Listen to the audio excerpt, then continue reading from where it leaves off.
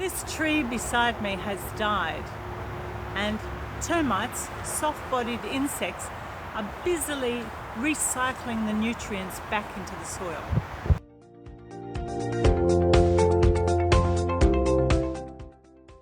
So this is the termite mound, where the termites live.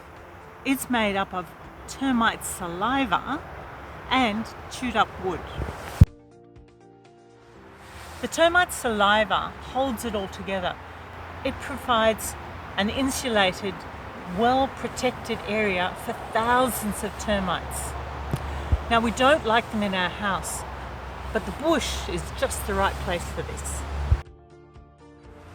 The fresh parts of the mound were used by Aboriginal people for medicine to treat diarrhea.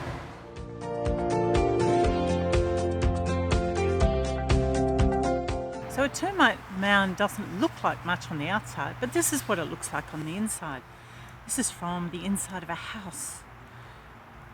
And this one over here, it would have been from different type of wood. And thousands of termites would have lived in both of them. In Australia, termites are not very popular because they can cause damage to your house. But in the bush, they are essential for recycling nutrients back into the land.